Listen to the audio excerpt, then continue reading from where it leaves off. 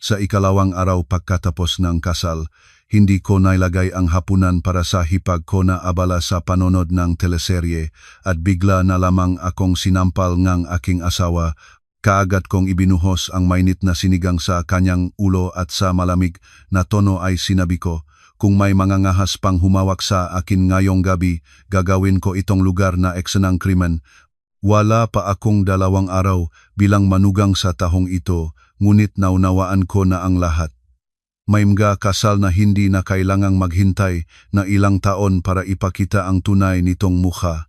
Sapat na ang isang hapunan, isang tingin, isang tila walang kahalagahang salita para maalis ang manipis na patong ng matamis na pangako na naging pakitang tao lamang pala.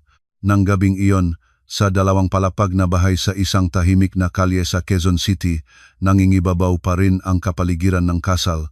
Sa sala, hindi pa naalis ang mga streamer na may nakasulat na maligayang bago, mahal kita. Ang mabulaklak ng kasal sa sulok ay nagsisimula ng malanta ngunit nagbibigay pa rin ng bahagyang halimuyak. Nakatayo ako sa kusina, hawak ang palayok ng sinigang na kakataas ko lamang mula sa kalan. Lumabas ang pawis sa aking halos nakaayos na ang mesa, kailangan ko na lamang ilagay ang plato at kutsara. Sa hapagkainan, ang aking asawang si Dante ay nakaupo sa ulong ng mesa. Sa kanyang kanan ay ang aking biyanang si Aling Chora at sa kaliwa naman ay ang kanyang kapatid na si Marichel. Si Marichel ay nakaupo habang nakatiklop ang mapaa sa upuan. Ang kanyang mamata ay nakakaakit sa kanyang telepono. May isang earphone sa tainga. Sa screen ng kanyang telepono, may lumalabas na entertainment show. Ang malakas na tawang marig mula sa speaker ay pumutol sa katahimikan ng pampamilyang hapunan na kakainis at nakakaabala. Nang gilagay ko ang palayok sa mesa, may malamig at matalas na tinig na narinig ko mula kay Dante. Alicia, bulag ka ba? Natigilan ako at lumingon sa kanya. Madilim ang mukha ni Dante, naktagpo ang makilay niya sa gitna parang nakagawa ako ng isang kahindik-hindik na bagay. Naktanong ako habang sinisikap na manatiling kalmado, ano ang sinabi mo mahal? Itinuro ni Dante si Marichel. Hindi mo nakikita na nakaupo si Marichel, hindi mo maaring ihanda ang kanyang pagkain. Sinundan ko ang kanyang tingin. Si Marichel ay nakaupo halos katabi ng kalan na may nakahandang mapakain. Kakailanganin lamang niyang bahagyang yumukot para kunin ang pagkain para sa sarili niya. Ngunit nanatiling walang pakialam si Marichel. Ang kanyang mga daliri ay nagageser sa screen, parang lahat ng nangyayari sa bahay ay hindi niya pakialam. Dahan-dahan ko ring sinabi, ang palayok ay katabi mismo ni Marichel. Iniisip ko na kaya niyang magserve na sarili niya. Malakas na binayo ni Dante ang mesang kanyang palat. Ang tuyo at malakas na ingay ay nagpigil sa hangin sa hapagkainan. Iniisip mo, ikinasal ka lang sa bahay na ito ilang araw, nagsisimula ka na agad na makipagtalo sa akin gamit ang iniisip ko. Tumingin ako sa kanya at may isang bagay sa loob ko na dahan-dahang kumukulo. Isang araw pa lamang ang nakakaraan, ang lalaking ito ay humawak ng aking kamay sa harapan ng lahat ng bisita at kamag-anak. Nangako na igagalang ako, mamahalin at itatayo ang isang marangal na pamilya kasama ko. Ngunit ngayon, dahil sa isang plato lamang, ang kanyang tono ay nagbago na parang maestranyo na kami. Dahan-dahang nakialam si Aling Cora. Ang kanyang tinig, tulad ng dati, ay malambot. Naku-naku, kakakasal pa lamang ninyo. Hindi pa nasanay ang batang babae sa aming manggawi.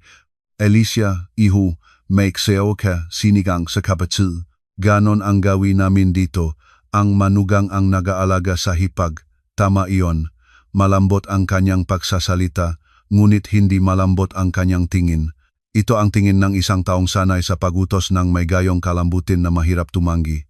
Kinagat ko ang aking labi at lumapit sa kalan, kumuhang plato at una kong inagahan si Aling Cora. Tinanggap niya ang plato, tumango at bahagyang ngumiti. Oh, ganyan ang may bahay na kailangan ko. Pagkatapos ay naglagay ako para kay Dante at inilagay sa harap niya. Medyo lumambot ang ekspresyon ng kanyang mukha, parang nanalo siya sa isang maliit ngunit napakasayang laro ng chess. Nang ilagay ko ang plato sa harap ni Marichel, tumingin siya rito at nagkunot no, napakalit. Ate, gutom na gutom ako. Tumingin ako sa kanya. Sinabi niya ito ng natural na parang ipinanganak na ako para pagsilbihan ang kanilang buong pamilya. Bumalik ako at nagdagdag ng kalahating sandok pa. Sa wakas ay mapagmalaking ngumiti si Marichel. Salamat manugang. Ngunit ang kanyang mga mata ay hindi lumayo sa telepono. Umupo ako sa aking lugar. Ang plato ng pagkain sa harap ko ay mainit-init pa ngunit may bumukol sa lalamunan ko. Nagsimulang kumain ang lahat. Kumuha si Dante ng pirasong adobo. Nginata at nagbigay ng hatol. Sa susunod, huwag masyadong maalat ang ulam. Ang aking pamilya ay hindi mahilig sa maalat na pagkain. Tahimik akong sumagot. Sige. Pagkatapos ng ilang sandali, nagsalita muli si Aling Cora. Alicia, ilang araw ang bakasyon mo para sa kasal? Sumagot ako, 10 araw kasama ang 2 day off, 12 lahat, tumango siya. Mabuti. Sa loob ng 12 araw na iyon, masanay ka sa bahay, matuto kung paano pangasiwaan ang tahanan, malapit na magtrabaho si Dante, hindi na rin ako bata, at si Maricel ay nag-aaral pa sa kolehiyo. Ang lahat ng gawaing bahay, tila mahuhulog sa iyong mga balikat, itinuan ko ang aking ulo. Ngunit pagkatapos ang bakasyon, kailangan kong bumalik sa trabaho, may proyekto akong malapit ng isumite, hindi ko kayang matagal nawala. Ang kutsara sa kamay ni Dante ay biglang huminto. Itinuan niya ang kanyang ulo at tumingin sa akin. Bumalik sa trabaho, medyo nagulat ako. Napag-usapan naman natin ito bago makasal. Ngumisi si Dante. Bago makasal, ngayon ay asawa ko ka na. Dapat nang magiba ang lahat. Malinaw kong narinig ang aking puso na lumaktaong tibok. Ano ang ibig mong sabihin? Sandal siya sa upuan. Ang kanyang tinig ay walang pakialam na nakakatakot. Ibig kong sabihin na magbigay kang resignation sa iyong trabaho. Mag-transfer ka sa mas mahinahon na posisyon o umalis ka na ng tuluyan, manatili sa bahay at alagaan ang pamilya. Matanda na ang aking ina, abala si Maricel sa pag-aaral. Ako mismo ay may stressful na trabaho. Kailangan ng babaeng alam kung paano pangalagaan ang tahanan. Nagtataka akong tumingin sa kanya, nag-iisip na maling narinigo, sinasabi mo sa akin na mag-resign. Mahinahong sumagot si Dante. Inilagay ko ang aking kubyertos, nagelo ang aking makamay. Ito ay trabaho na iniukol kong 5 taon ng buhay. Malapit na akong ma-promote bilang team leader. Bakit mo biglang pinapalabas na mag-resign ako? Hindi pa sumasagot si Dante, pumasok na si Marichel, hawak pa rin ang telepono, tingin ko ay tama si kuya. Ate naman, ang babae kapag nagpakasal, dapat manatili sa bahay, hindi dapat nang absente sa trabaho buong araw. Sino ang magluluto? Sino ang mag-alaga sa asawa? Sino ang magsisilang at mag-alaga ng anak balang araw? Lumingon ako sa kanya. Ang kanyang mukha ay bata, matingkad ang labi, makulay ang kuko, ngunit ang masalita niya ay may bakas ng matandang nakakasupil na paniniwala. Dahan-dahang idinagdak ni Aling Cora. Huwag mong isipin na old-fashioned ako, anak, ngunit ang kaligayahan ng babae ay nasa matibay na pamilya at mainit na tahanan. Kahit gaano kagaling ang iyong karera, kung hindi ka marunong lumikhang ginhawa sa bahay, walang kaligayahan, naramdaman ko ang panginginig sa mga sulok ng aking labi. Nagsikap akong magsalita ng mahinahon. Hindi ko kailanman inakala na makasalungat ang trabaho at pamilya. Makakahanap akong balanse. Malamig na tumawa si Dante. Paano mo mahahanap iyon? Yakap ka ng yakap ng laptop buong araw, umalis ng maaga, bumalik ng huli. Alicia, sasabihin ko ng diretso, hindi kailangan ng bahay na ito ng asawa na laging nawawala. Kailangan kong ng babaeng alam kung paano alagaan ang asawa, alagaan ang ina, at alamin ang kanyang tungkulin. Ang dalawang salitang madungkulin ay bumaksak sa mesa tulad ng mabigat na bato. Tumingin ako sa lalaki sa harap ko. Ito ang mukha na pinagkatiwalaan ko, ang mukha na inakala kong magiging sandigan ko habang buhay. Ngunit pagkalipas ng isang araw lamang mula sa kasal, ang maskara ng kabaitan ay bumiyak, inilantad ang isang estranyo, malamig, makapangyarihan at despotikong tao. Malalim akong huminga at narinig ang aking tahimik ngunit malinaw na tinig, at kung hindi ako pumayag, tumahimik ang mesa. Tumingin si Dante sa akin, nagsimulang lumabam ang kanyang tingin. Sa sandaling iyon, naunawaan ko na ang hapunang ito ay hindi na magiging simpleng hapunan. Naging mabigat ang kapaligiran sa mesa. Tumingin ako kay Dante at siya ay sa akin na parang nagawa ko ang isang hindi mapapatawad na bagay. Isang minuto pa lamang ang nakakaraan, sinisikap ko pa rin na maniwala na ito ay ang unang away lamang pagkatapos ng kasal, na kung ipaliwanag ko ng maayos, maintindihan niya. Ngunit ang kanyang tingin ay nagpakita sa akin na hindi kailanman tungkol sa pag-unawa ang usapin, tungkol ito sa pagnanais niyang sumunod ako, nang walang kondisyon. Sumandal si Dante sa dulong mesa, malamig ang kanyang tinig. Hindi pumayag. Kailangang pumayag. Sinabi ko na, sa bahay na ito ay hindi titiis ng manugang na mula umaga hanggang gabi ay nawawala sa kung saan, nakalimot sa asawa at pamilya. Lalo ko pang hinawakan ang tinidor sa aking kamay. Wala akong kinalimutan. Gusto ko lamang na ipagpatuloy ang trabaho.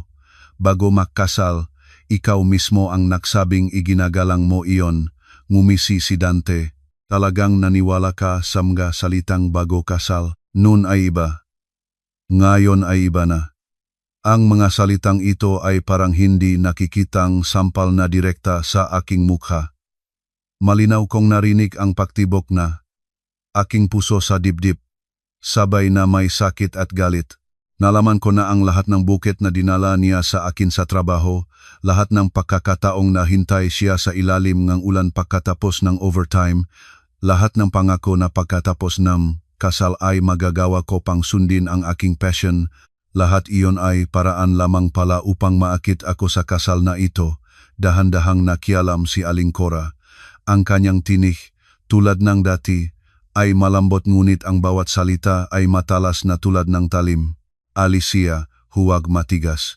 Ang mga babae ay hindi nakikipagtalo sa posisyon o titulo, kundi sa kung sino ang mas magandang asawa at mas matibay na pamilya. Bata ka pa.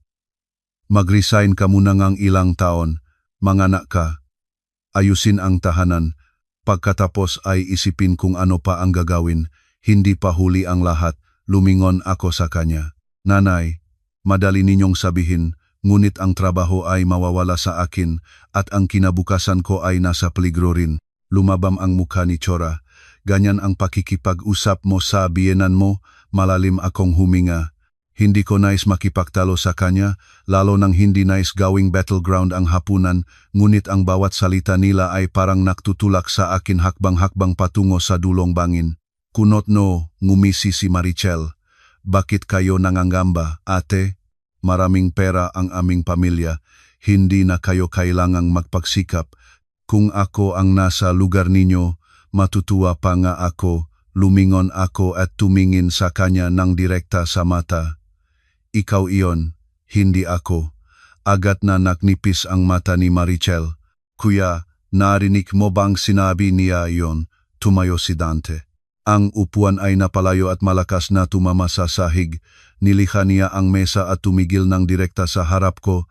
Ang kanyang mataas na anino ay lumukop sa akin, nagdudulot ng paninikip. Sinabi niya ng nakangipin. Sasabihin ko sa huling pagkataon, pagkatapos neg-abakasyon, pumunta ka sa iyong opisina at magsumite neg-resignation. Naisip ko na ang lahat. Manatili ka sa bahay, magluto, alagaan ang nanay, bantayan si Marichel. Pagkatapos nito, pag-usapan natin ang usapin ng maanak. Iyon ang iyong trabaho. Itinuan ko ang aking ulo at tumingin sa kanya ng direkta sa mata. At ang aking buhay, kunot no si Dante, ano ang sinabi mo? Mas malinaw kong inulit. Tinatanong ko, paano naman ang aking buhay? Nag-aral ako, nagtrabaho.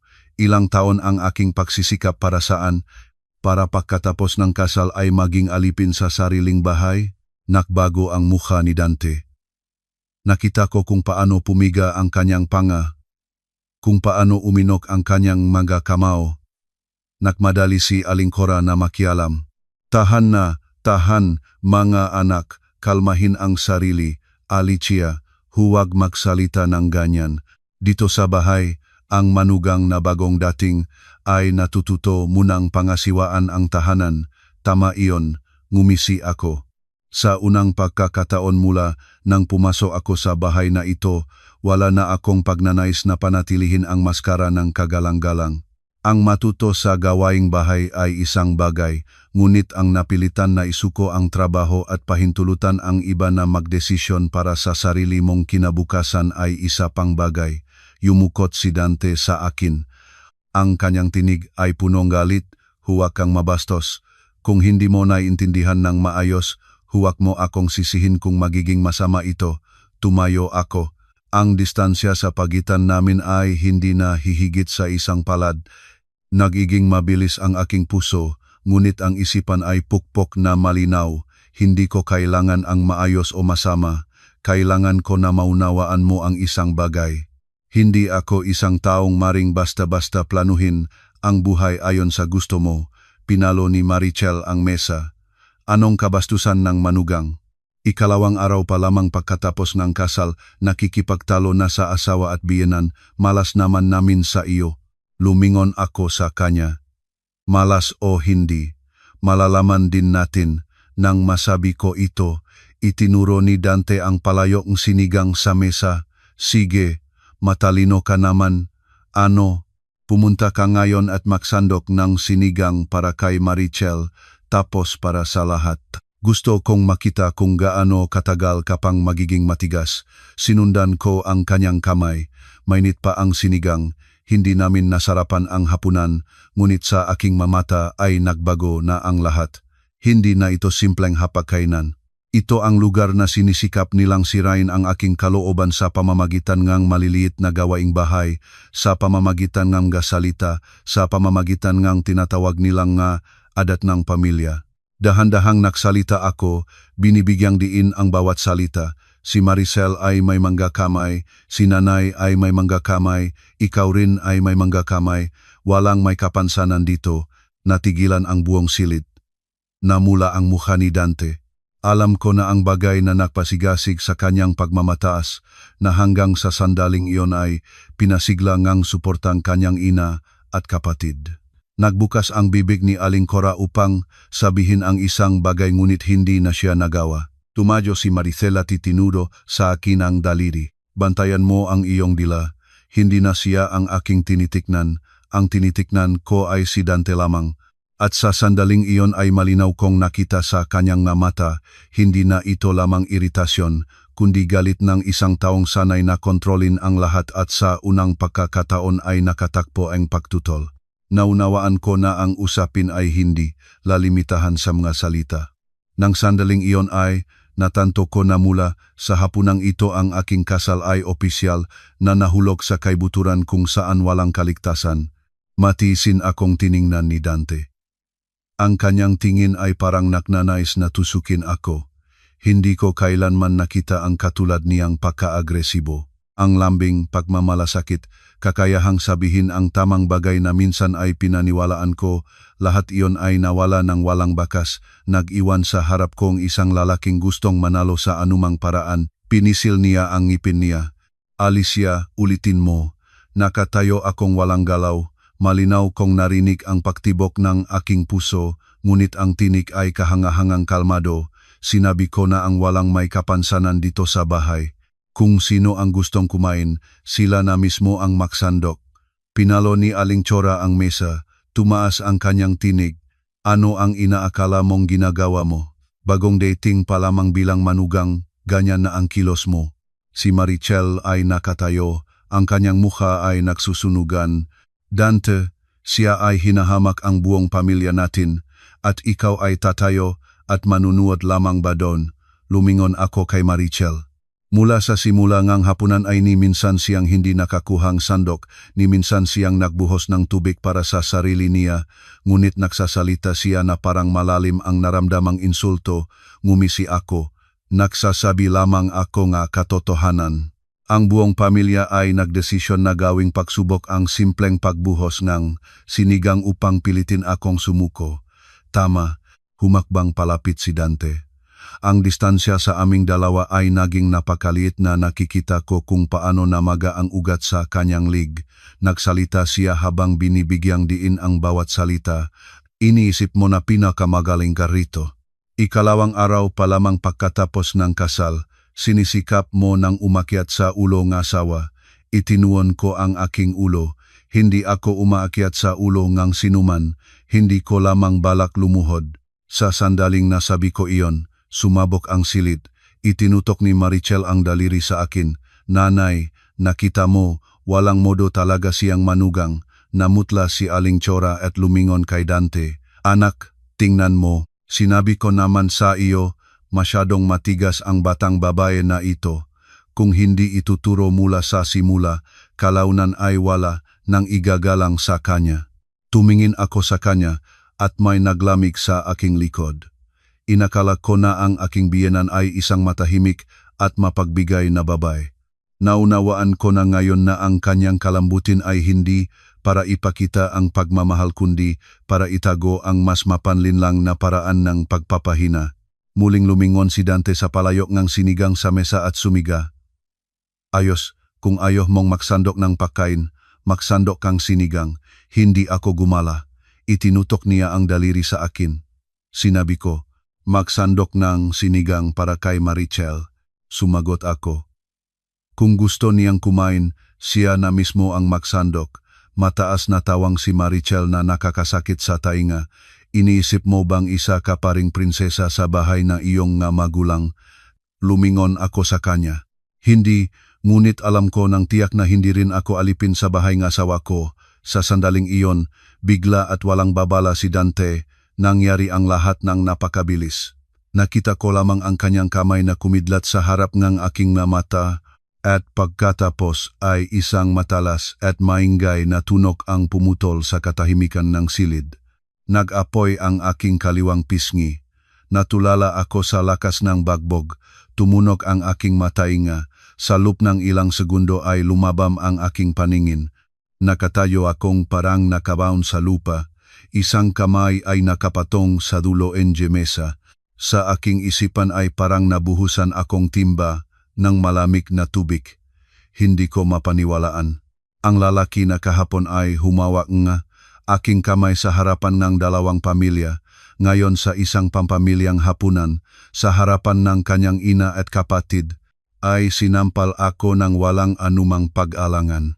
Nakatayo pa rin si Dante sa parehong posisyon. Mabibigat ang pahinga ng kanyang dibdib.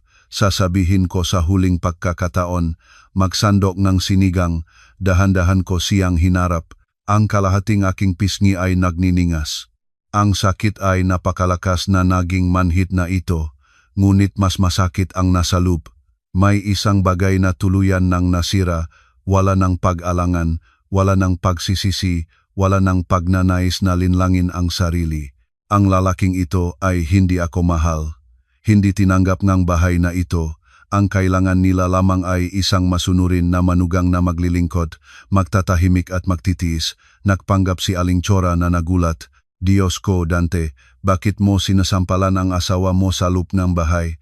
Ngunit sinabi niya lamang ito, hindi gumawang kahit isang hakbang upang tulungan ako. Si Marichel naman. Pinaglapat niya ang kanyang mata, tumingin sa akin, pagkatapos sa kapatid, at nangiti ang kanyang mga labi ng may kasiyahan. Tahimik ngunit narinig ko ang sinabi niya, buti nga sa kanya. Inalis ko ang aking kamay mula sa mesa at dahan-dahan na naktayo. Hindi ako umiyak, kakatwa. Sa sandaling iyon ay hindi ako makayak. Siguro, kapag ang isang tao ay nasugatan ng ganun kadahas, hindi na kailangan ng luha. Hinawakan ko ang aking pisngi. 5 mainit na bakas ngang gadaliri ang nakaimprinta sa balat. Nagtanong ako ng napakatahimik. Talagang sinampal mo ba ako? Tumingin si Dante sa akin, walang pagkakasala. Sinampal kita para magising ka. Sa bahay na ito ay kailangan mong malaman kung ang salita ng sino ang may bigat. Tumango ako. O, nagising na ako. Lumiko ako at naglakad patungo sa kusina. Sa aking likod ay maririnig pa rin ang mapang-uyam na tinik ni Maricel. Sanay sumunod mula pa sa simula, hindi ka masaktan, hindi na ako sumagot.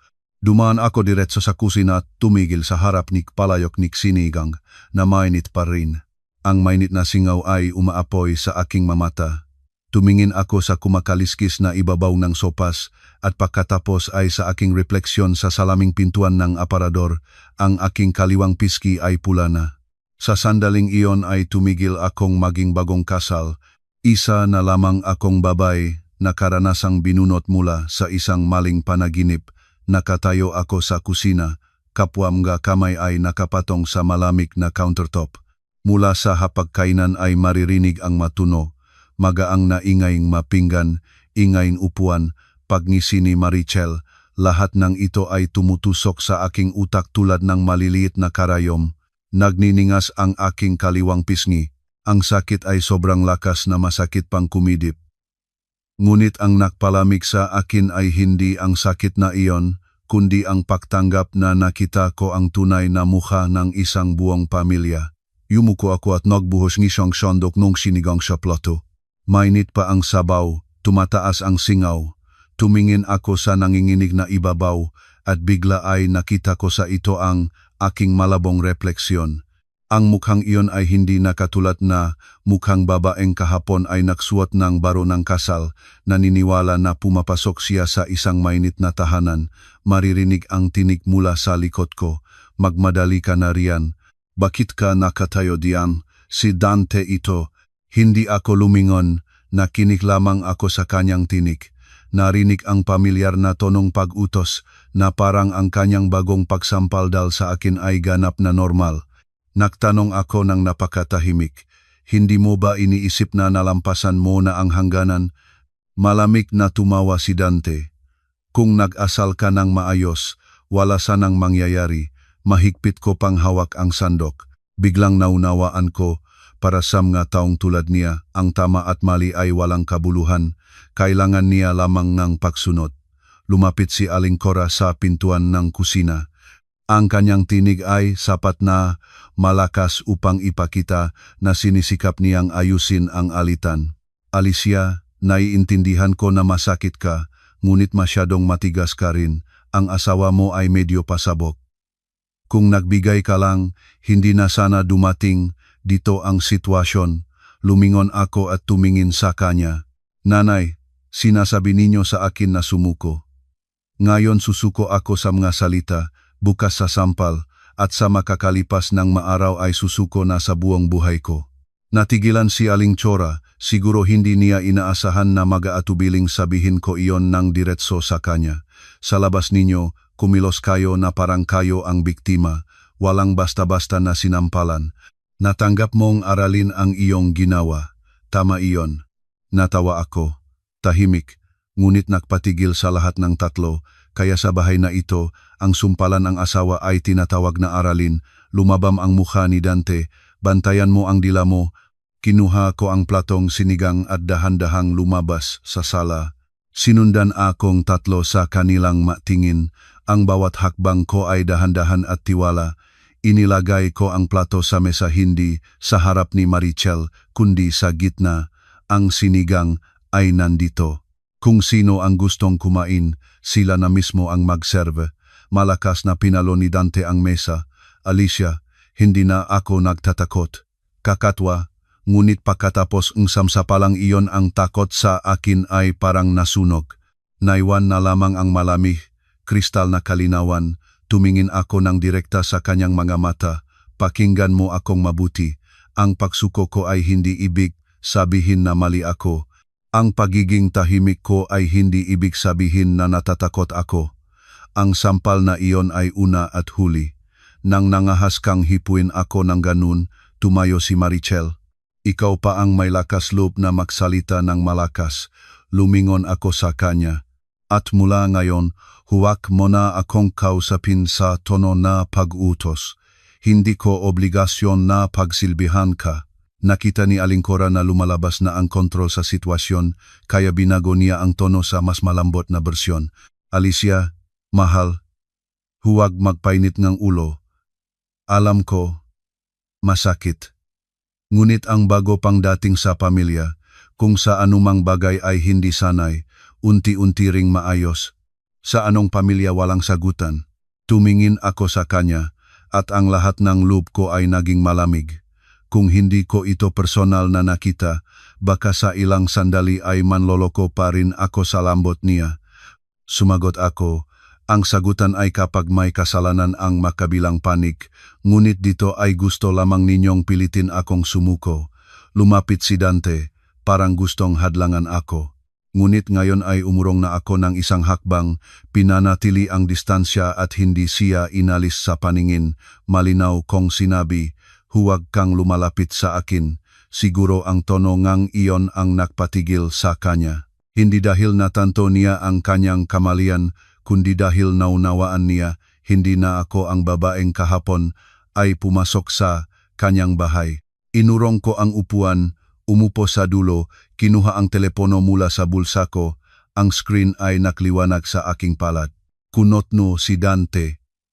Ano ang gagawin mo? Binuksan ko ang front camera at malinaw kong nakita ang 5 bakas ng nga daliri sa aking pisngi, namaga at namula pa ang balat.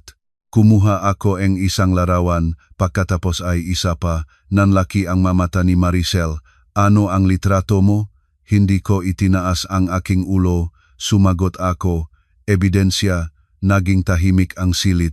Itinwan ko ang aking ulo at tumingin kay Dante. Tandaan mo ang aking mukha sa ganitong itsura, dahil mula ngayon, lahat ng sasabihin mo, lahat ng gagawin mo sa akin, hindi ko pahihintulutang lumipas ito ng walang bakas. Nagbago ang ekspresyon ng mukha ni Dante. Hindi rin makita si Aling Cora nang mapanatili ang kalmado. Alam ko na sa sandaling iyon ay nagsimula, nilang maunawaan na hindi, na ako matatakot at mapatatahimik. At sa parehong sandali ay malinaw kong natanto, nagsisimula pa lamang ang digmaang ito. Pagkatapos kumuhang ilang larawan, pinawi ko ang screen ng telepono at inilagay ito sa mesa. Naging katahimikan sa silid ang parang kabaong. Nakatayo si Dante sa harap ko. Patuloy na nagbabago ang kanyang ekspresyon mula sa galit hanggang sa pagtataka. Pagkatapos ay naging madilim muli na parang binuhusan siyang malamig na tubig. Siguro hindi niya inasahan na kaya kong pumunta ng ganong kalayo. Sanay siya sa pag-utos at paninita ng pagpapasakop. Sanay na pagkatapos ng kanyang mga pagputok ng galit, ang buong pamilya ay nagmamadaling pakalmain siya. Kaya naman, nakita niyang kalmado ko lang na idinokumento ang mga bakas ng sampal, nagsimula siyang mawalan ng inisyatibo. Una na naman ang nagsalita, si Aling Cora. Ang kanyang tinig ay nagsisikap pa ring maging malambot ngunit malinaw na may tensyon. Alicia, ano ang ibig sabihin nito? Huwag labasan ng problema sa labas ng bahay. Sino ang nagpo-photo ngang ganun? Tumingin ako sa kanya. Dahil nga ito ay problema sa loob ng bahay, kailangan ko itong mapanatili para walang makakapagsabi kalaunan nakatang isip ko ito o nahulog lamang ako. Inluko ni Maricel ang kanyang malabi. Ay nagdadrama kayo. Sa isang sampal lang, napakagulong, na parang pinakpalokang buhay. Lumingon ako sa kanya. Isang sampal ay sapat na upang malaman kung nasaan ako. Huminga ng malalim si Dante at ngumisi. Mabuti, gusto mong magdulot ng iskandalo? Ayos, sumagot ako.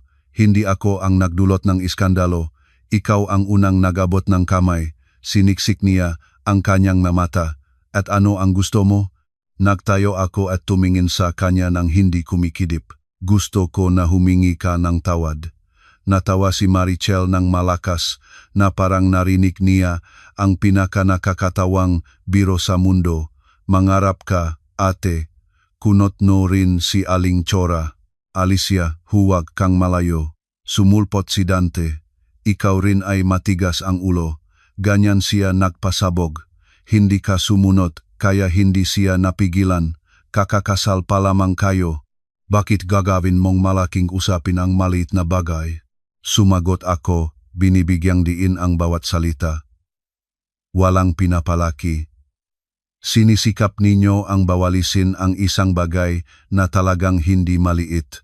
Inurong ni Dante ang upuan at umupo, hindi dahil kalmado na siya. Umupo siya upang maibalik ang dominanteng posisyon, tinaklop ang makamay sa dibdib. Naging mas malamig ang kanyang tinig. Gusto mong tawad? Sige. Sa sandali ay natigilan ako. Hindi dahil naniwala ako, kundi dahil naramdaman ko ang kamalian. At talagang nagpatuloy siya. Ngunit una, dapat kang umamin ng kasalanan mo. Humingi kang tawad sa aking ina.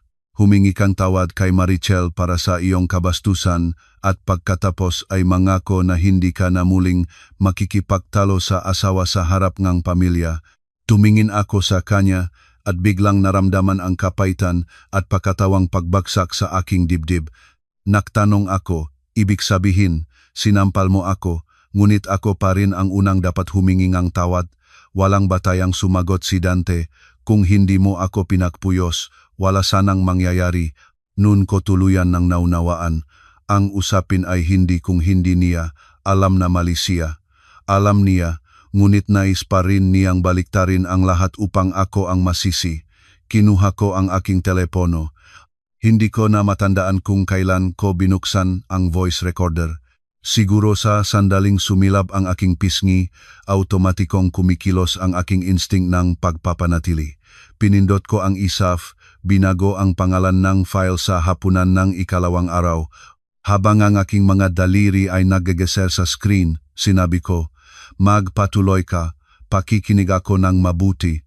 Agad na nagbago ang muka ni Aling Cora. Nagre, record ka ba? Itinuon ko ang aking ulo. Oh. Namutla si Marichel. Balif ka ba? Hindi siya tumingin sa kanya. Hindi. Natututo na lamang akong protektahan ang sarili ko. Tumayo si Dante. Burahin mo agad iyan. Tumayo rin ako. Sa pagkakataong ito ay hindi na umatras. Huwag mo nang utusan pa ako. Nagtagpo ang aming ngatingin. Nakita ko sa kanyang nga mata. Hindi lamang galit kundi gulat ng isang taong biglang natanto na ang kanyang biktima ay hindi na magiging sunod-sunuran. Nagmadali si Aling Cora at lumapit. Sinisikap akong hawakan sa kamay, ngunit umiwas ako. Natigil siya at pinababa ang kanyang boses. Alicia, tama na iyan. Maniwala ka sa akin, mas masamang magagawa mo sa sarili mo. Bagong pamilya, kung malaman ng makapitbahay, namga ka mag-anak, sino ang masisita sa una? Sumagot ako, kung natatakot kayo sa kahihiyan, nanay, dapat ay pinigilan ninyo ang inyong anak bago pa man niya itinaas ang kamay. Wala siyang masagot at si Marichel ay nag-aalala na lumingon kay Dante. Kuya, itatago talaga niya ang lahat ng iyon. Paano kung ipadala sa kanyang magulang?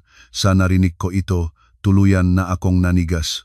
Natunton na ang pinakanatakutan nila ay hindi ang sakit na dulot nila sa akin, kundi ang kapinsalaan sa kanilang reputasyon. Inurong ko ang upuan at isinakay ang bag sa balikat.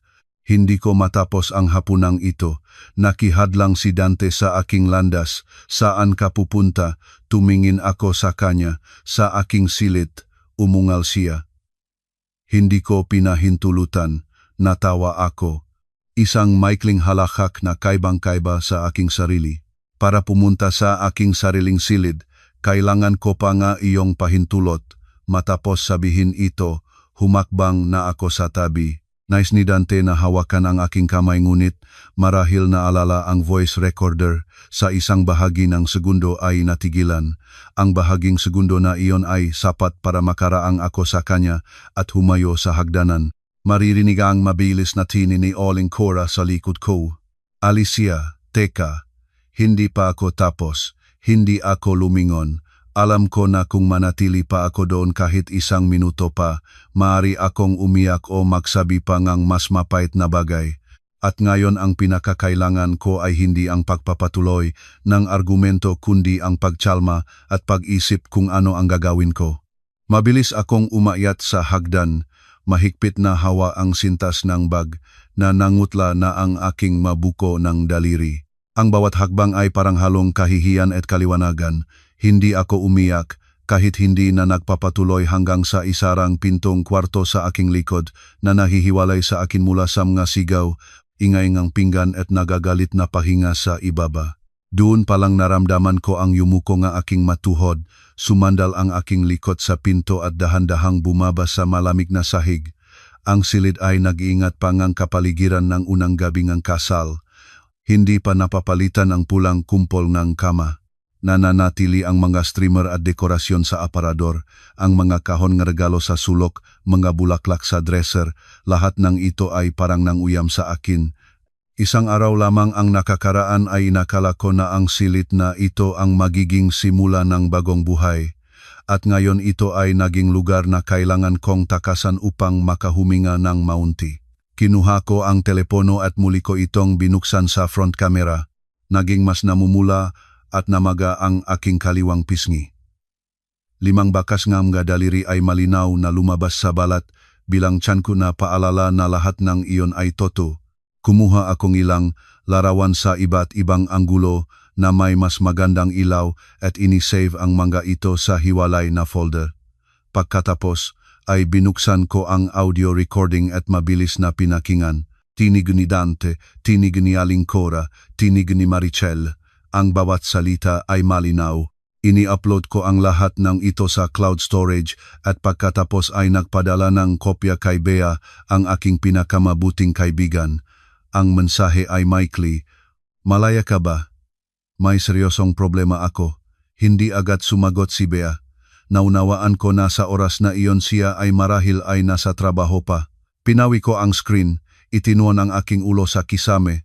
Sinisikap na ayusin ang aking maisipan. Una, isav ang maebidensya. Ikalawa, sa anumang paraan ay panatilihin ang trabaho. Ikatlo, sa anumang pagkakataon ay huwag pahintulutang ihiwalay nila ako sa bahay na ito. Isang sandali pa lamang na iniisip ko ito at ang aking telepono ay nag-vibrate.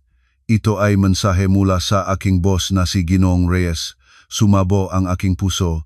Ang mensahe ay maikli. "Alicia, tinawagan ako ng iyong asawa kahapon. Sinabi na isinasaalang-alang mong mag-resign pagkatapos ng kasal. Pakikinig at kumpirmahin mo." Nanatili akong nakatingin sa screen at may lamig na dumaan sa aking likod. Kaya si Dante ay hindi lamang nagsasalita pala.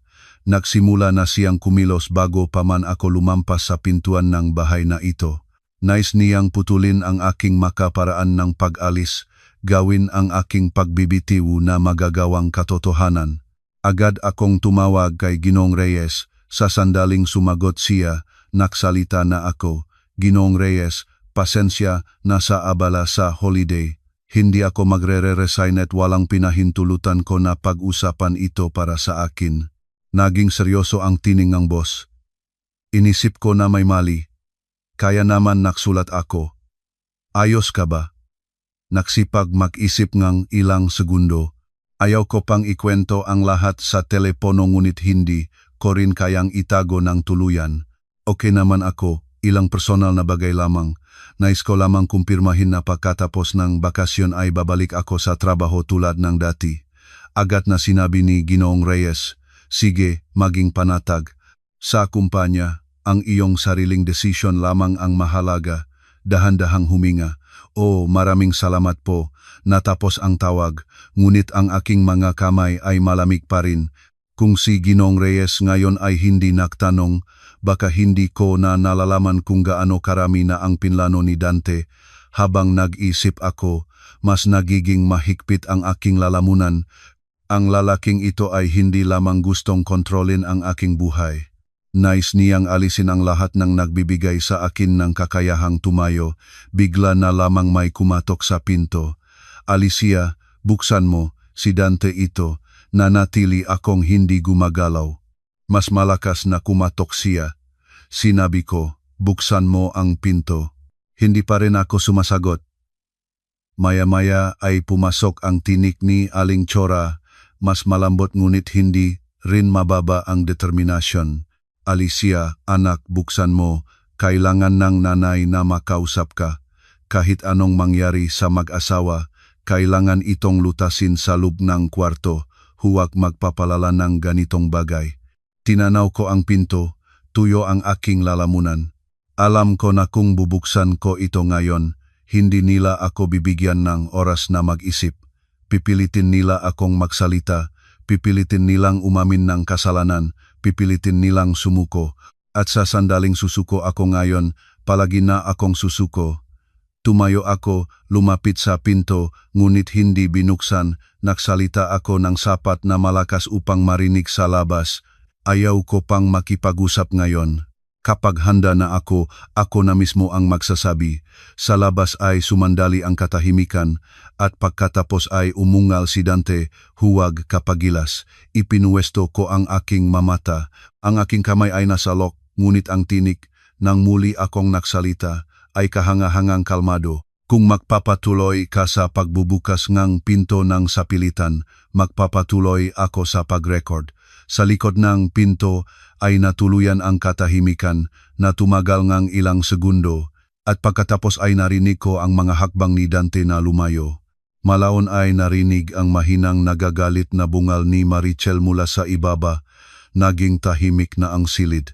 Umupo ako sa dulong kama at tumingin sa maleta sa sulok. Kalahating ang gagamit ay hindi pa nababalik-aral pagkatapos ng kasal. Sa unang pagkakataon ay naisip ko na baka hindi na kailangan pang ayusin ang natitirang magagamit. Matagal akong nakaupo sa dulong kama, nakakaakit sa kalahating nakabukas na maleta. Ang malayang ito ay dala ng pananampalataya ng isang babaeng kabuhuhasang mag-asawa.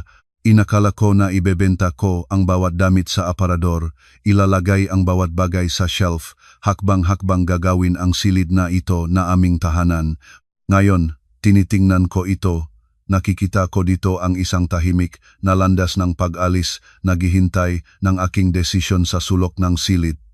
Nagvibrata muli ang telepono, sa pagkakataong ito si Bea ito. Sa sandaling sumagot ako, binahan niya ako nga tanong, nasaan ka? Ano ang nangyari? Nakita ko lang ang foto. Sino ang sumulpok sa iyong mukha? Sa narinig ko ang tinig ng pinakamabuting kaibigan, nasakal ang aking lalamunan. Sinisikap kong mapanatiling kalmado. Nasa bahay ng asawa ko, nag-vibrate muli ang telepono. Sa pagkakataong ito si Bea ito. Sa sandaling sumagot ako, binahan niya ako nga tanong, nasa bahay ng asawa ko ako. Sumumpasala si Bea. At pagkatapos ay pinababa ang kanyang boses. Si Dante ba iyon? O, sumagot ako. O, isang salita na parang inilabas ang buong katotohanan. Sa pagsabi ko nito, naramdaman ko kung gaano kabigat ang puso ko dahil hanggang sa sandaling iyon ay hindi pa ako naglakas loob na umamin kahit sa aking sarili na ang aking kasal ay lumiko na sa isang nakakatakot na landas. Nanahimik si Bea ang ilang segundo at pagkatapos ay nagtanong, at ano ang plano mo? Tumingin ako sa pinto. Hindi ko pa alam ng eksakto, ngunit hindi ako magiging nakatayo lamang at pahihintulutan nila ang ginagawa nila. Agad na sinabi ni Bea, kung kailangan, pumunta ka sa akin. Huwag manatiling mag-isa doon ng matagal. Ipinuwesto ko ang aking mga mata.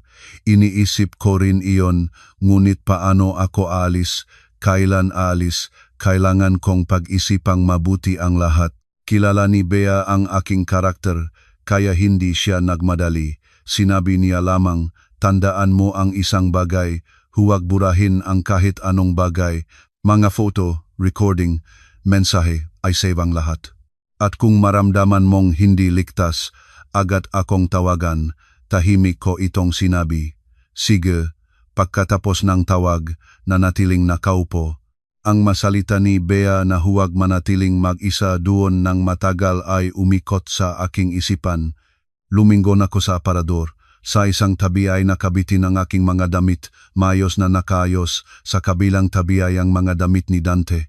Isang araw pa lamang ang nakakaraan. Habang ibinabitin ang aking mga palda ay naramdaman ko ang gayong kapayapaan. Inakala kong nagbubukas akong bagong kabanata, ngunit hindi ko inaasahan na magsisimula ito sa isang sampal at sa mawalang batayan na hinihingi. Tumayo ako, binuksan ang drawer ng dresser, kinuha ang malaking folder ng mga dokumento na dinala ko mula sa bahay ng aking mamagulang. Naroon ang aking mga personal na ID, kopya ng savings passbook, employment contract, ilang mahalagang personal na papel. Sa kabutiang palad, palagi akong maingat at sanay na hawak ang lahat ng mahahalagang bagay sa akin. Isa-isa kong sinuri ang lahat at maayos na ibinalik sa folder. Sa paggawa ko nito, naramdaman ko ang paglinong aking isipan. Binuksan ko ang banking app, sinuri ang aking sahod, savings account, maliit na puhunan, lahat ay nasa lugar. Agad na binago ko ang password ng online banking, password ng email, lock code ng telepono at I-enable ang two-factor authentication. Sa paggawa kong lahat na ito, naramdaman ko na bahagyang gumaan ang dibdib. Sa ibaba ay maririnig muli ang matunog, parang natapos na sila sa hapunan. Ingay na mga upuan, tunog na tubig mula sa gripo, at pagkatapos ay sigaw ni Marigel, "Nanay, mamaya mo na dalhin ang gamot ni Kuya." Gamot, nugumisi ako. Sinampal niya ako, ngunit ang taong pinagsikapan ng buong pamilya ay siya, at ang aking pisngi ay namaga pa rin, at sa buong gabi, walang nagtanong kahit isa kung masakit ba ako. Umupo muli ako sa kama, binuksan ang voice recorder at pinakinggan ang recording mula sa simula hanggang sa dulo. Sa bawat pagkakataon na narinig ko ang tinig ni Dante, naramdaman ko ang isa pang layer ng ilusyon na bumabagsak mula sa akin. Inakala ko na ang kasal ay isang lugar na makasamang susuportahan ng dalawa sa kahirapan. Nalalaman ko na para sa kanya ang kasal ay lisensya para kontrolin ang isang babay. Katatapos ko lamang pakinggan ang linya ni Maricel na buti nga sa kanya nang ang telepono ay nag-abiso ang bagong mensahe mula sa aking nanay. "Anak, tumawag ka sa amin ngayong gabi sa video call." Patuloy na itinatanong ni tatay kung kumain ka na doon. Nanatili akong nakatingin sa mga salitang ito at umiyak ang aking puso. Makikitang nanay ang aking mukha, agad niyang mahahalata na may mali. Ayaw ko pang malaman ng mamagulang ngayon. Hindi dahil pinoprotektahan ko ang pamilyang asawa, kundi dahil kailangan kong malinaw na plano bago ko sabihin ang lahat upang sa pag-aalala ng magulang sa akin, hindi sila gumagawang ingay. Sumagot ako, "Nanay, pagod na pagod ako ngayon, tatawag ako bukas." Mabilis na sumagot ang nanay, "Sige, magpahinga ka anak. Kung may mangyari, agad na sabihin sa akin." Nanatili akong nakatingin sa mensahe at nanigas ang aking mga mata. Sa buong nakaraang hapunan ay nanatiling matatag, napakamatigas na parang wala na akong natitirang emosyon. Ngunit isang salitang malasakit lamang mula sa nanay ang nagparaos sa aking lalamunan. Itinuan ko ang aking ulo, malalim na huminga, pinigilan ang maluha na bumalik. Ngayon ay hindi oras para sa kahinaan. Kung nais kong makaalis ng maranggal mula rito, kailangan ko na maging mas matalino at mahinahon kaysa sa kanilang lahat. Sa koridor ay maririnig ang napakatahimik na mga hakbang, hindi mabigat at hindi katulad ng kay Aling Chora. Nagsumikap ako at nakikinig. Pagkatapos ay maririnig ang tinig, tahimik ngunit puno ng putiretso sa pinto. Iniisip mo na ikaw ang pinakamagaling. Si Maricel ito. Nanatiling tahimik akong hindi sumasagot, nanatili siya ng ilang segundo at pagkatapos ay idinagdag, "Abangan mo." Sabay na ito, ang mga babaeng katulad mo ay mabilis na natututo leksyon.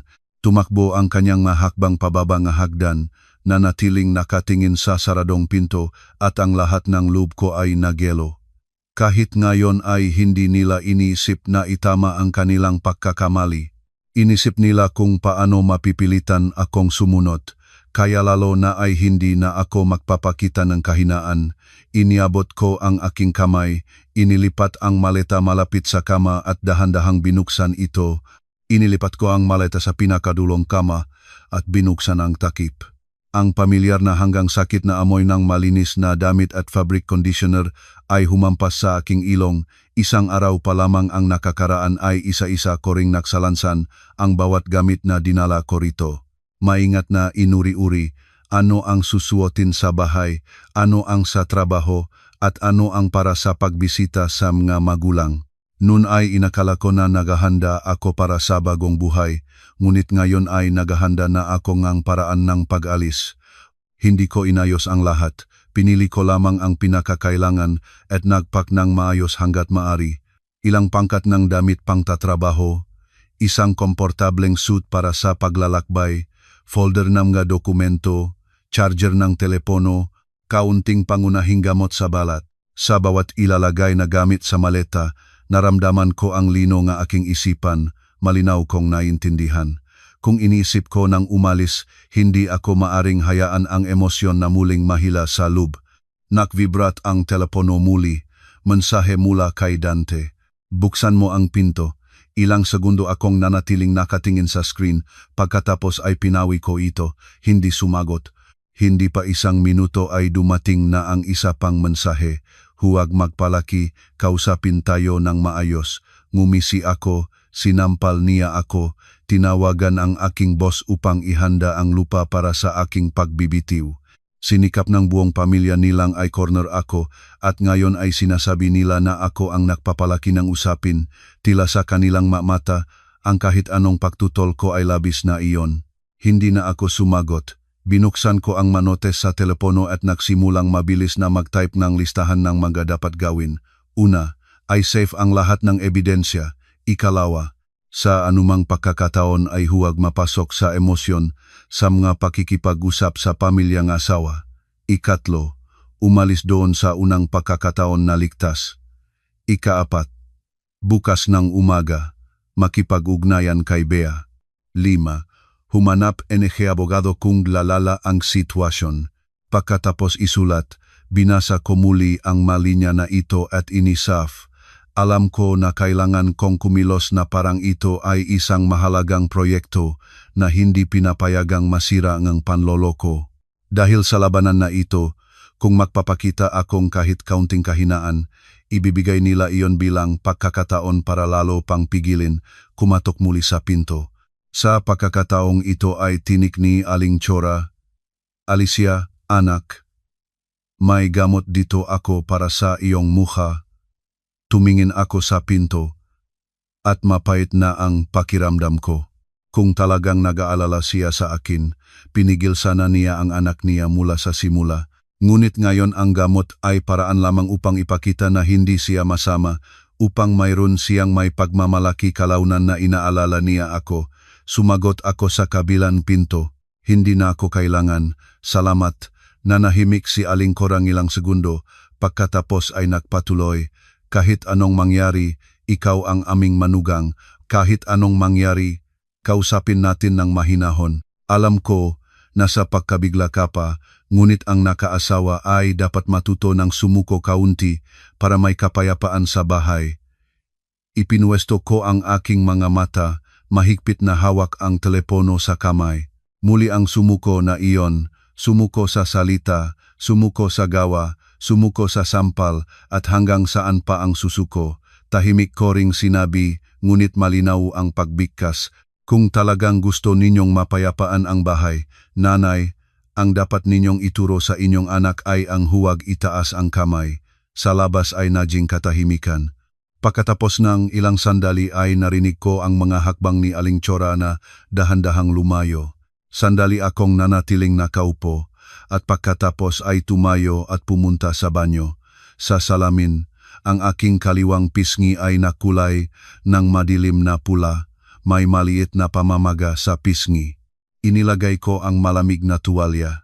Ang bawat hipong pisngi ay sumasakit ng matalim, ngunit ang sakit na ito ang nagpapanataling malinaw ang aking pag-iisip. Pinapaalalahanan nito ako na ang nangyari ngayon ay hindi maaring basta-basta tawaging palabas lamang. Bumalik ako sa silid at sa sandaling umupo, tumawag si Bea sa video call. Hindi ako sumagot, nagsulat lamang, namaga ang aking muka, chat na tayo. Agad niyang sinagot, makakaalis ka ba? Nagsulat ako, oh, ngunit hindi ngayon. Nagsulat muli si Bea. Kapag nag-ayos ka na, sabihin mo, pupunta ako para sa iyo, o mag-order ng Grab. Nanatili akong nakatingin sa mensahe at bahagyang naging mainit ang aking loob. Sa gitnang lahat ng kaguluhang ito, mayroon pa ring isang nasa aking panik, sumagot ako ng isang salitang sige. Pagkatapos ay binuksan ko ang context at hinanap ang numero ng lumang kakilala ko na si Manong Noli. Siya ang asawa ng aking pinsan at dati ay nagtatrabaho sa larangan ng family law. Hindi ako tumawag, tumingin lamang sa kanyang pangalan ng ilang segundo at naatim, kung lalala ang sitwasyon, kailangan kong isang taong mahusay sa batas. Sa sandaling iyon ay malakas na sumigaw si Dante mula sa ibaba. Tila nagagalit siya sa ina at kapatid dahil hindi nila nagawa akong pumayag. Tunog ngang isang bagay na malakas na inilagay sa mesa, pagdepensa ni Marichel, tahimik na boses ni Aling Cora na nagpapakalma. Lahat ng ito ay nagsama sa isang mabigat at nakabibigat na huni. Nakaupo ako sa silid at nakikinig, at lahat ng loob ko ay parang yelo. Wala pang 2 araw na ang nakakaraan, ay inakala ko na ang bahay na ito ang magiging lugar kung saan magsisimula ang bagong buhay ko. At ngayon kahit sa kanilang matinik lamang ay naging gayon kasikip ang aking pakiramdam na nais ko na agad umalis. Muling nilo ko ang pinto at itinula ang maleta sa ilalim ng kama. Pagkatapos ay kinuha ko ang isa pang malaking bag at inilagay doon ang natitirang mga dokumento at ilang mahalagang bagay. Sa paggawa ko nito, pinanatili ang telepono sa silent mode, iniwan lamang ang tunog para sa mga tawag mula kay Bea, mga magulang at boss. Sa labas ay naging tahimik na ang kalye. Dilaw na ilaw mula sa balkon ay bumabagsak sa silid na isang malabong tuldok. Nakaupo ako sa kama, tinitignan ang 2 nakapadyak na bag at bigla ay naramdaman ang kakaibang kapayapaan. Wala nang takot tulad noong hapon, wala na ring pagkabigla kung saan nangingini ang aking makamay, sa halip ay malamig at tuyong determinasyon. Alam ko na nagsimula na akong lumabas sa kasal na ito nang ilipat ko ang maleta malapit sa akin. At alam ko rin na ang bukas na umaga ay hindi magiging madali. Nang gabing iyon ay halos hindi ako nakatulog. Siguro dahil sa patuloy na pananatiling mapanganib sa nakaraang ilang araw, kahit sa sugdulan ng pagod ay hindi ako makatulog ng mahimbing. Ang maunang sinagang araw ay dumaw sa mga kurtinan kwarto ni Bea, nahuhulog sa sahig na manipis na maliwanag na guhit. Ilang segundo akong nakaupo ng tahimik sa dulo ng kama, tinahimik na hinawakan ang aking kaliwang pisngi. Ang pasa ay naging mas maliwanag, ngunit ang pagdampi ay sumasagot pa rin ng mapurol na sakit. Hindi na ako nagulat sa sakit na iyon, para itong malamig na paalala. Kung magpapakita ako ng kahinaan, maaring maulit ang lahat. Si Aling Cora ay gising na at nag-abala sa kusina. Sa narinig niya ang aking mahakbang, lumingon siya. Nagluto akong kaunting lugaw. Kumain ka, pagkatapos ay pumunta tayo sa ospital. Tumango ako. Nakaupo kaming harapan sa maliit na mesa, halos hindi nagsasalita. Minsan ang pagkakaibigan ay hindi nangangailangan ng salita. Isang plato ng mainit na lugaw sa pinakamahirap na umaga ng buhay ay sapat na para maramdamang may suporta. Pagkatapos kumain, nagsuot akong simpleng damit, sinuklay ang buhok, inilagay ang lahat ng dokumento sa bag. Bago umalis ay sinuri ko ang telepono. Ilang bagong missed call mula sa mga dikilalang numero at isa pang mensahe mula kay Dante na napadala mula sa ibang numero. Kung may natitira pang katinuan sa iyo, bumalik ka at pag-usapan natin ng maayos, huwag magpalala ng sitwasyon. Nanatili akong nakatingin sa screen, kinuha ang larawan nito at inisave sa folder ng ebidensya. Ang masalita ay mahinahon ang tono ngunit masyadong malinaw kung naunawaan na ito ay hindi panukalang ang kapayapaan. Ito ang tono ng isang taong naniniwala pa rin na may karapatang tukuyin ang hangganan ng iba. Sa ospital ay maraming tao ng umaga. Mga boses na nag-aanunsyo ng mga numero. Ingay ng paglakad. Lahat ng ito ay nagsama sa napakapang araw-araw na huni. Nakaupo ako sa pila, mahigpit na hawak ang bag ng mga dokumento at bigla ay naramdaman na lubos na pagod. Ilang araw na ang nakakaraan ay abala ako sa pagpilingang barong kasal, pag-ayos ng schedule ng pagbisita sa mga kamag-anak, pag-isip ng maikli na honeymoon na hindi na nangyari. At ngayon nakaupo ako sa reception area ng ospital, naghihintay ng sertipiko ng sugat na dulot ng asawa. Nang tinanong akong doktor ng dahilan, sandali akong nanahimik at pagkatapos ay sumagot, sinampal ng asawa ko. Ang pagsasabing pariralang ito ng malakas sa harap ng isang estranyo ay mahirap, ngunit kakatwa, Pagkatapos ko ngang sabihin ito ay nagaan ako dahil ang pag-amin ng katotohanan ay, kahit paano, ang unang hakbang upang tumalikod sa pandaraya sa sarili.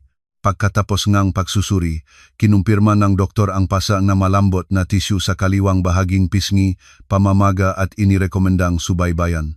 Hawak ko sa kamay ang sertipiko, binabasa ang bawat salita, at lahat ng loob ko ay naging malamig. Lahat ay naitala na ngayon, ipinasok sa talaan na kumpirma. Mula sa sandaling ito, walang sinuman ang makakapagsabi na aksidente lamang ito. Nang lumabas sa ospital, nagsulat ako kay Manong Noli. Pagkatapos ng ilang minuto, ay nagpadala siya ng numero en telepono ng isang babae na abogado na nagngangalang Ati. Santos na may tala, sabihin mo na mula sa akin, agad akong tumawag.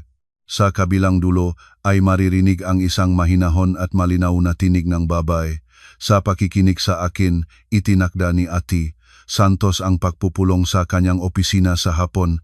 Sinabi niya ng maikli, dalhin mo ang lahat ng iyong madokumento at ebidensya. Kung talagang ganyan ang sitwasyon, habang mas maaga kang kumilos, mas mabuti. Sumagot ako, o naiintindihan ko. Pagitapos, negi tawag, matagawa kong ginakatayo sa labas negi ospitaw. Ang agos negi ama taway patuloy na dumadaan.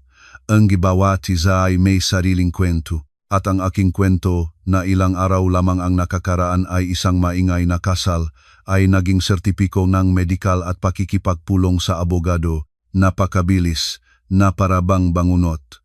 Nagtanong si Bea na nakatayo sa tabi ko, kumusta ka?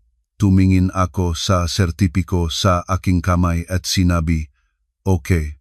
Kahit paano, ngayon ay alam ko na tama ang ginagawa ko. Sa hapon ay pumunta kami sa opisina ni Ati Santos.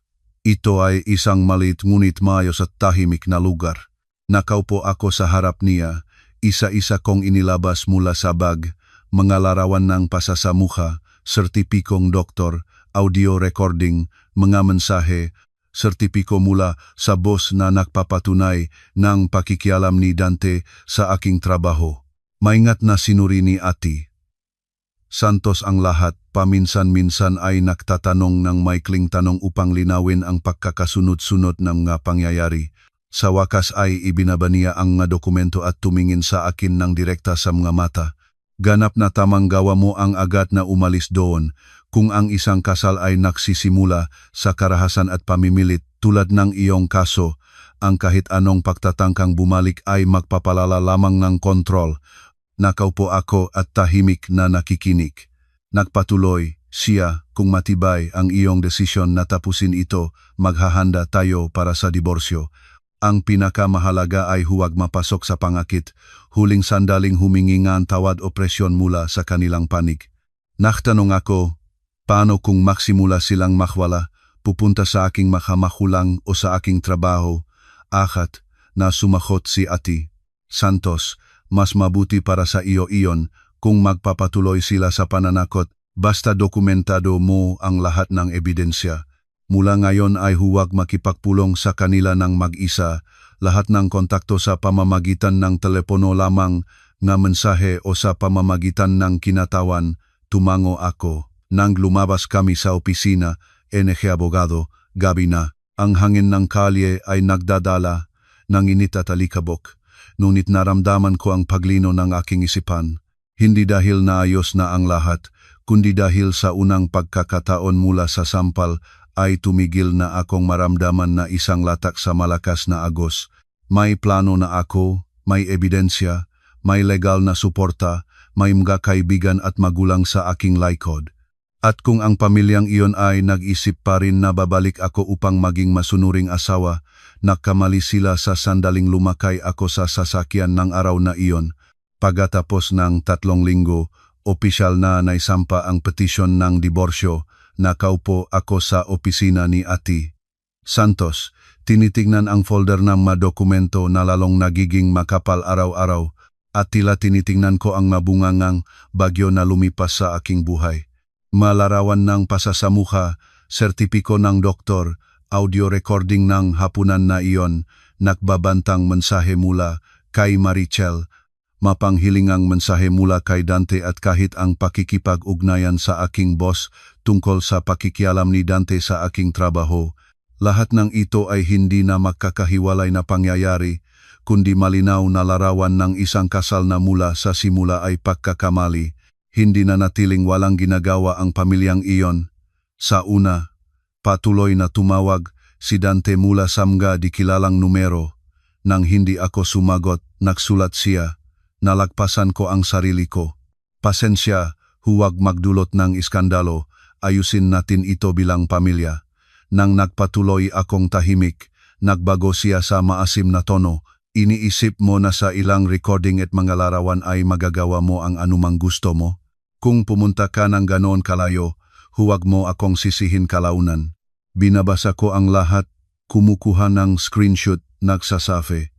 Isang pagkakataon, si Aling Chora pa ay tumawag pa sa aking nanay. Umiyak siya at nagrereklamo na nabasta-basta ko, na tumakas ako sa bahay, na pinasugatan ko ang kanyang anak, at ngayon ay gustong humiwalay upang palabasin ang kanyang pamilya. Ngunit sumagot lamang ang nanay ko sa isang pangungusap, ang aking anak ay sinampal. May karapatan siyang umalis at binaba ang telepono.